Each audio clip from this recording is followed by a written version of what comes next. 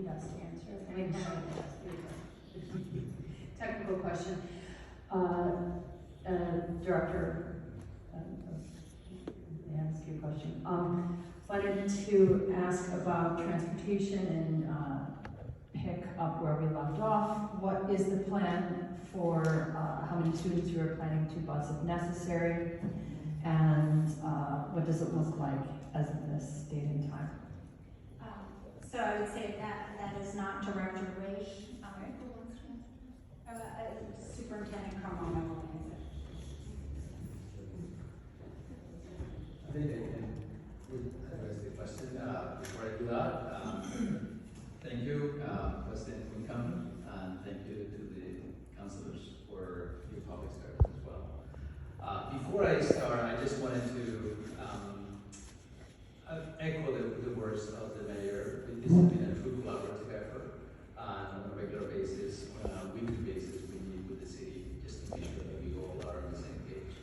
I will be remiss not to mention that TOPS also, the TOPS leadership and administration has basically provided us a home to our central office because we're moving to the TOPS building. And also, I will be remiss if we don't mention that our community, our families, our children, our staff have been very resilient and very understanding, and we will try to do our best to make sure that this transition is as seamless as possible. I also just want to, a quick note, this week has been a busy week with the Winter Hill as well as the Edgerly construction and work. We have welcomed 120 new teachers to the district. Also, we are working on doing professional development for all our administrators. At the end of the day, today was the last day of that work. We had a community circle, and we celebrated all our learning, our readiness for the kids, and also many of the members were asked to take a minute to really recognize the needs of our community, especially our colleagues at the Edgerly. So that commitment to the community and that honoring of our colleagues who are in the middle of this it reminds me of the kind of community we are right now. So the question about transportation. So I think that you might be familiar with the fact that we have a significant scarcity of drivers not only in Massachusetts but nationwide. Despite that, we will be providing a service for our students. We have 3 buses that normally provide the services for students that are in special education in Emily, as well as the students who have some. He has no answer, this guy. No answer. He has After no that, fucking answer. We have another route that we will be. I can't talk. We'll start. Get the fuck out of here. This is Into boring. the Edgerly. Grace, We will have let's go. a criteria to provide. I can't talk. students. I came here to So scream at them. At this point, we actually will be communicating that to families, but we most likely will be covering all the pre-K through K students, as well as we are establishing a criteria of 20 miles for students who are in grade 1. Beyond the 20 mile. And then after that, any student that has a hardship, and so the criteria for hardship is also will be communicated to families in the coming days. Mr. President, through you to Superintendent, and apologies for Director. When we spoke in July in our last city meeting, it was you that answered that question, so certainly not trying to ignore the superintendent. Thank you so much for your information. So what would the number look like of what you're ballpark estimating of how many Number of students? of transportation that you're I think that around 40 to 50 students in pre-K, and I think our capacity will be around 110 students. And again, it all depends on the sizes as well. These buses carry up to 60 to 70 students depending on the size of the child or the age of the child. All our students in grades 7 to 8 will be provided free classes. There is also a city component to this, which is all the infrastructure and systems that we have in place for access to all the elderly, but that's, we can talk about that. That's more of a... No answers. No answers. Friendly that on this particular transportation question, to direct, Superintendent Kimura. So in terms of the criteria, like I'm specifically speaking on behalf of the Mystic Learning Center, who, they do like the walking school bus from Winter Hill, Winter Hill to the Mystic Learning Center is a walkable distance versus they might have one or two kids at the Capilano and then, a handful of kids at the Edgerly. So if you worked it out with those parents, are you communicating with them with these type of programs whereby you might take those kids back to the Winter Hill or directly to the Mystic Learning Center, but most likely the Winter Hill, coordinating with the leadership at the Mystic Learning Center, where they can then walk from the Winter Hill school, back down like as they've always had done in the past. Is that something you're interested in? So say, what was the question again? I'm sorry. So, like programs like the Mystic Learning Center, whose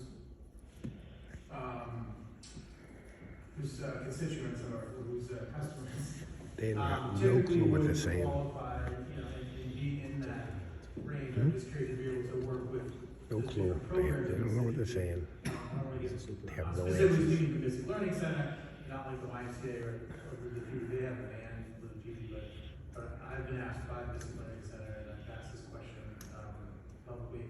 I'm trying to make sure that we can get those kids to the Winter Hill to meet the counselors from the Mystic Learning Center at the Winter Hill School, so they can do the walking school bus back to the Mystic Learning Center. We have multiple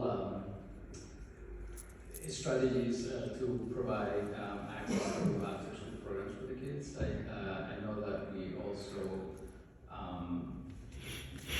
in the afternoon, we will be providing some form of after-school program for the kids to make sure that we can provide them access back to Details. the middle school. As far as the different options, I think that that's something that we'll have to look into.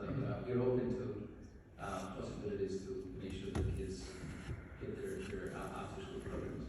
Thank you, Mr. President, for you, and I'll yield back to Councilor Strezzo in just a moment, but I would ask that you specifically reach out to the Mystic Learning Center folks and, coordinate a way to get those children back to the material school. Where there's only 10 days, that doesn't sound like you kind of guess at the capacity of being 100. Guessing on everything. I feel like day one's gonna come, and I think people are gonna be really confused and kind of left to their own devices. So I'm hoping we can get that communication with the Mystic Learning Center, ASAP. But I'm just putting it out there for them as, again, advocating for a program on board and get asked that question. So thank you. Definitely. Thank you for that. Thank you, Mr. President. One more, and then I'll hop back and to the rest of my colleagues. Really quick, on that point with the capacity of transportation, so typically there's 40 to 50. Would that be how many regularly, I guess, let's say last school year were bused, and opposed to the additional expectation of this year to the Winter Hill School? I'm sorry, Last year, so we don't have transportation in Somerville, right? So are we talking about experience to when He has no clue what he's talking about. Mr. President, through you to Superintendent, what is the regular, because there are some students that do get transportation if they have an Running around, they don't know what to say. So, like, what is the standard number versus what the expected number of extra students you're going to have to bus? Yeah, so I think for students in the Ames program, we're talking about around 60 to 70 students, and students who are in the MLE program in 20 to 30 students.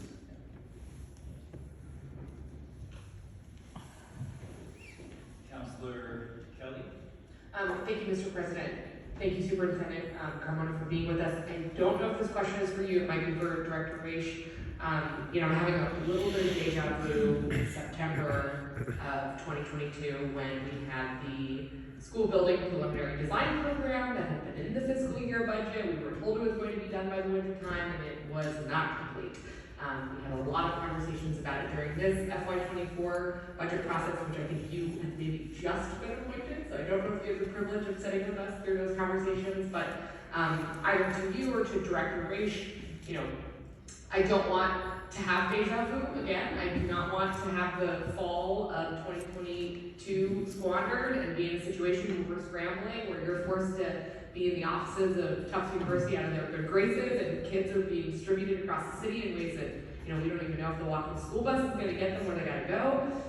So what is the administration doing? What is Capital Projects doing to ensure that we are actually finishing our plans this fall? And that we'll have some real answers and real updates. And to Councilor McLaughlin's point, what are we doing to hold ourselves accountable to a timeline this fall? Director Raish, welcome. I'll yield the answer. Yeah, and again, welcome to Somerville. President, for your record, Director Richard Raish, Research and Asset Management. No, I've seen Director Raish. All right.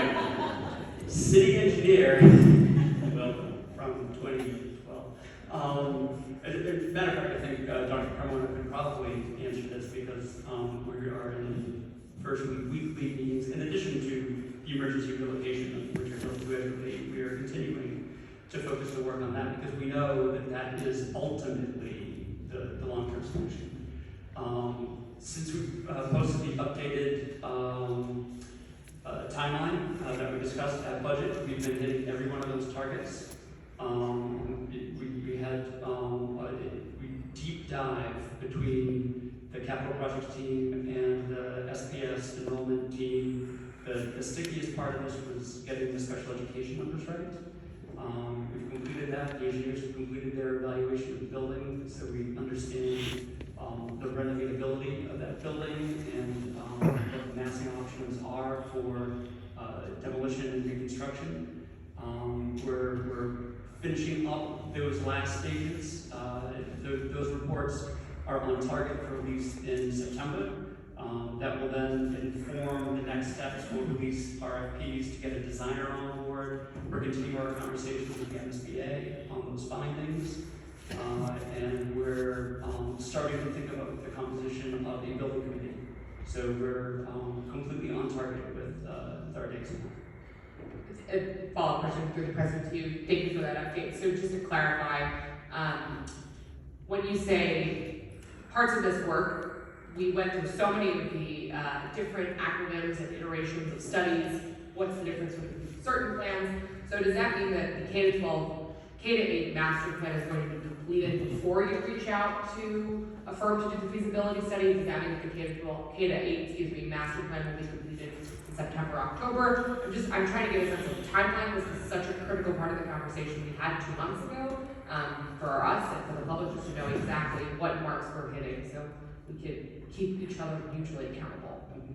Through the president, what we're calling the K-8 master plan sort of informs the next step. So, I say essentially, other than finalizing reports, it will be substantially complete in September, and then we can move on to what we're calling the feasibility study, where we really evaluate the options with the public, with the families, with all that input. Great. So step 1, get the K-8 master plan as complete as possible. Step 2, feasibility plan. Step 3, all the good RFPs and things of that nature. Okay. I have no further questions. Thank you, Director. I have a question on that topic. So it sounds like that work is inclusive of the Brown School as well. I know that was obviously a huge part of the conversation. We're all focused on the Winter Hill, but we know that the Brown needs to be involved in this. Is that correct, that process? 100%, yes, the Brown was part of that. Excellent. Councilor Gomez-Moncada. Can I ask a clarifying question? I also had another comment. We need the RFP because we need the consultant to work on the feasibility study, correct? Through the president, that's correct. Okay, I think there was that wasn't clear. Sure. So I just want to clarify. Okay, and if I can, through the chair, make a comment. I'm very grateful. My biggest fear is that we were so enthralled in getting the Eckerly ready that we would let the plan come. Thank you, Mayor, for you did point out that you had it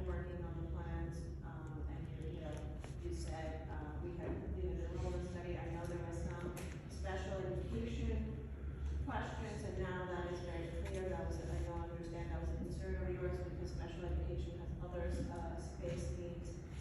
We have completed the Winter Hill structural studies, correct? Mr. President, that's correct. So that's good, and so, in terms of, we need the whole report for the Winter Hill, is that the report that you will have in September? To the President, correct. That's, Yeah, okay. in draft form, enough for us to start, the RFP stages, and we will, sort of finalize it for, publication. So I want to thank everyone again for Dr. Carmona and all of the, Rich and all the staff for moving this along. I know, I'm noticing, I'm very appreciative. We have 2 schoolyard centers, one is complete, the other one, I saw them today, I go by there, I like taking my construction sites, you know me. You're trying to get that one. President, by my count 3, I'm counting the Edgerly as new. The Edgerly, well, there's an Edgerly building, we all know we're trying to complete the bike path and get us a field out here.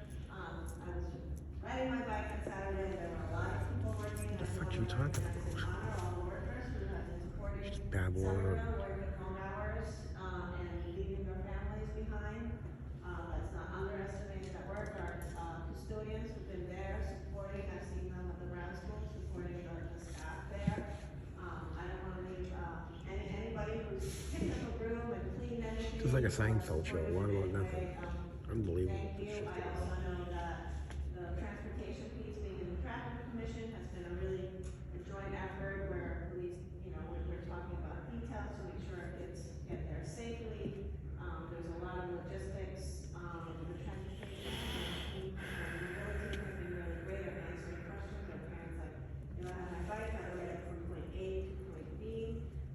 I really thank you. I know this can be like, it's just one business city right now, so thank you very much. And I'm looking forward to our first school building committee meeting in September. I hope it's on the 4th Wednesday as always. Thank you. Thank you, Councilor Klingon. Thank you, Mr. President, through you to Director Rich. I think he'll be answering. So just a couple of Winter Hill specific questions. I know that while we were on break, there was some news about asbestos in the window caulking in the Winter Hill School. The question I have regarding Winter Hill School, with that is that my understanding was we were going to be able to use the kitchen as the main food distribution center for the Edgerly, for the kids at Winter Hill, as well as the gymnasium. But now that building has been completely closed, I know they're remediating right now. Is there a chance, like when will that school be cut back online? Even to use those portions of the school? And currently where are we gonna do the food service from the Edgerly? Through the President, She can't answer the questions. She can't answer the where, questions. as That beat- Councilor Reddick points out, we not discovered believe it. asbestos, we immediately deployed the team, both the hygienist and an abatement contractor. They're in there, we have to be deliberate about this to, for workforce safety. We're getting it done as quickly as possible. It's hard for me to give you a hard date. The finish line is in sight, so I'm hoping to have good news on that building very soon. In the meantime. Thank you, and if the food, and I wanna hear about whether the food is being prepared now anyway, but, just losing the gymnasium too was kind of a big hit, so, as soon as it gets back on, that'll be good for, the community as a whole. Director Matt. Through you, Mr. President, Chad Mazza, Assistant Superintendent of Operations. For those of you who don't know, I came to Somerville in 2012 as principal at Winter Hill. So these kinds of things, they hit at a different level for me. So in terms of food, the Winter Hill kitchen has been a production kitchen forever, basically since that building was built. And with it being closed, it created a hardship in terms of where will we be able to produce food? Not only for the Winter Hill kids, but for the rest of the district. So we're currently looking at 2 different options. That won't be the same as Winter Hill, obviously, but it will be functional. One is East Somerville, which is where the quasi-production kitchen is right now, and then the other is Argenziano. We're working with a consultant with our food nutrition services team to figure out what the best use of space is, but I want to just tell you the plan for food distribution as we start the school year, because obviously the production kitchen won't necessarily be ready as it was at Winter Hill. So what we're planning on doing, all other schools are as is. There will be no changes to any menus, no changes to the food that students are eating for breakfast, for snacks, for lunch. So for Winter Hill, as you may or may not know, that kitchen was not a functional kitchen. It was functional in terms of serving 50 Next Wave full circle students when they were there, but I'm sorry, Edgerly, yeah. Now we have an additional 400 students coming to the Edgerly, which means that kitchen has to have the capacity to make food, to house food, to store food, and right now it does not. So what we are doing with the help of capital projects and food nutrition services is they are renovating that entire kitchen, making sure that the electrical load is such so you can have additional warmers, so you can have code ovens that are necessary because you can't put a hood in that kitchen. So there's different ovens that we have ordered and that are going to be used. That won't be ready before the beginning of school. So Food Nutrition Services is partnering with Stockpile Malden for hot meals for Winter Hill students. So the hot meals will be delivered on a daily basis to the Edgerly for Winter Hill students. There'll be a vegetarian choice. They also have cold choices. But for breakfast and for cold food, the Winter Hill, the food service staff will take care of that. So we're hoping that this is a month or less in terms of having Stockpile Malden help us, with this endeavor. But and again, I can't say enough about what they've done. They came and they helped us out in an emergency situation at the end of the summer with serving students when the kitchens were all closed. So partnering with them was an easy choice, but we wanted to make sure that Winter Hill students were getting quality meals and culturally responsive meals like the other schools are getting. So once the kitchen has been renovated and is set to go at the Edgerly, Food Nutrition Services will be serving hot meals. Stockpile Malden will stop that partnership for now, and Food Nutrition Services will take over and cook food like they normally would, because they will now have the capacity to do that. Okay, through you, Mr. President, I just want to say, thank you for acting so quickly. I mean, it still sounds like there's a lot of pieces. A lot of pieces. That have to be in place within the next 7 days. But certainly when I heard that news, knowing that the kitchen was still going to be an integral part of this entire plan to get the food from there to the Edgerly, I was really concerned. But it sounds like this Malden program is bailing us out. Just thanks for doing the work and getting this straightened out. And I just want to have this conversation publicly so that people understand what's happening, including myself, because I haven't heard anything. Thank you. I appreciate you guys, all the work, honestly. It's just been amazing the way to be able to maneuver and pull together resources. Which, I know it's not going to be perfect, it's going to be bumpy, including the routes to school, as Councilor Gomez-Mukai has been mentioning. I've heard from parents about that, safety concerns. But sounds like we have a plan, and so I'm looking forward to a smooth start. Through you, Mr. President, thank you, and the real thanks goes to Lauren Mancini, who's the Director of Food Nutrition Services, Assistant Director Colleen Musello. They're on, I think, version G of the original plan that started when Winter Hill first closed, but the kitchen was open, and they've had to pivot and pivot and pivot and be creative, and I can't thank them enough because they have worked tirelessly to figure out a way to make sure that the Winter Hill students get what they need, like every other student in the district. Nothing further, Mr. President, for me. Thank you. Thank you, Councilor Shrezza. Thank you, Mr. President. This is to whomever can answer this question. What is the plan for the teen center in the fall and for the next year while it is no longer potentially able to stay in Edgerly? Come on, anyone have the answer? For you, Mr. President, Of course, the man didn't have the answer. Peter Hers, There's certainly been a space challenge with the teen center, and so we've spent a lot of time this summer getting a little creative. One solution has been ramping up the programming in other locations, such as the Powerhouse location that's currently being used.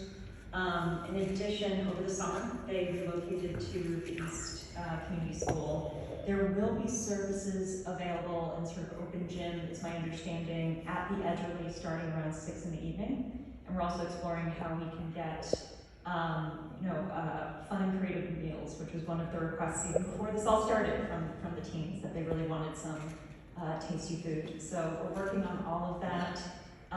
From our office space, our Parks and Rec staff are still scattered across the city, but they will be living in the Tufts administrative building. And we're still looking at all options in terms of other spaces for teens across the city. So that's still something that the team and OSPCD and a bunch of others have partnered on to look at potential sites for teen programming, knowing that Edgerly is going to be slightly different than the teen center before.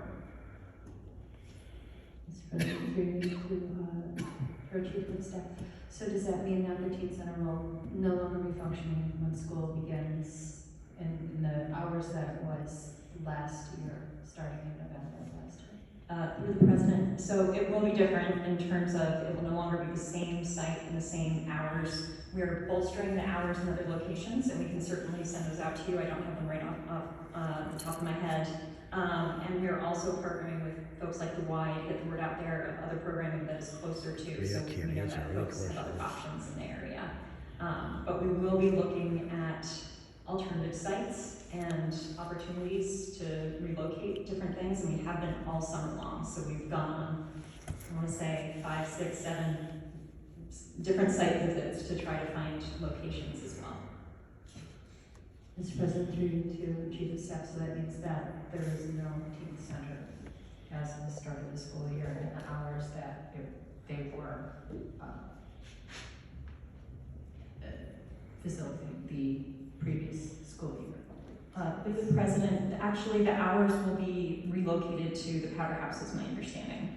And so it's in a different location, but we're also providing at least the gym space within the Edgerly later in the evening. So not with the Edgerly, but we are bolstering the hours and trying to maintain those in another location. So no, pardon me, Mr. President, through you, so no, because No clue. we know the Powerhouse location is a little cabin.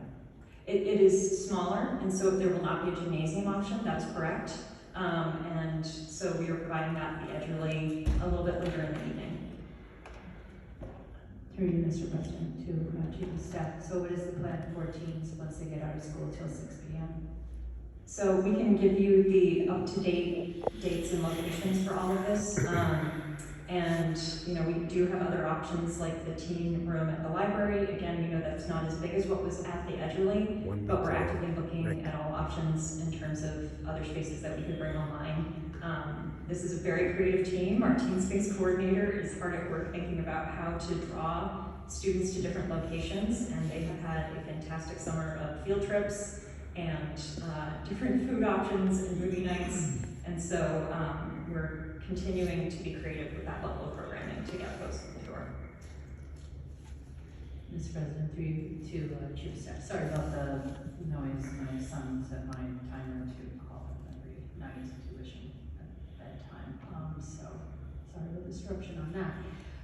Thank you for those answers, and I do want to stress the importance and the need of having a free teen center open, aside from the concept of YMCA, which I assume can be a cost, and while YMCA is fantastic, one of the things that makes the teen center so special, and even though it is a new center and concept, and I have been appreciative of the administration for being so responsive to teens and who need a place to be, that I am asking, requesting, begging, imploring that you make the teen center and spaces once the second school gets out for them to have a place to be, and up to 8 p.m. and uphold the hours that were regular school time last year till 8 p.m. I was so annoyed that it was a great service, and we really have to maintain that as much as possible. Mr. President, through you just a, I think I lost my train of thought, but it really is concerning me, so I'm hoping, how are you, getting the word out to the teams that, this is going to be a little different? I mean, I'm sure they're well aware of the change in the Etcherly, but how do you plan with the modifications and locations of the spaces throughout the city? How are we going to get that out there to the teams? Through you, Mr. President, to the counselor. So I don't have the exact details on hand. Here we go. First of all, we 100% agree. It is our intention to make as robust and holistic and welcoming teen spaces. And we absolutely agree that until the 8 o'clock hour is really important. I know that they have been in constant contact with the teens throughout the summer, and there have been a lot of engagement with the teens as these changes have happened. So I think that there is a pretty devoted following of these spaces, but we can get more information from Director Yurgis around any other strategies that they're using. And I will confirm locations and hours so that you have those details. Thank you, Councilor. Additional questions? All right, well, thank you all. As we all know, this has just been an absolutely Herculean effort of so many people in the administration and the school department to make sure that these students and families and staff have a place to go next week. So obviously, we're not ready to celebrate today. We'll wait till the first day of school. But thank you all for your work, and thank you for being here tonight. And Madam Mayor, we have to keep you here for another very important duty.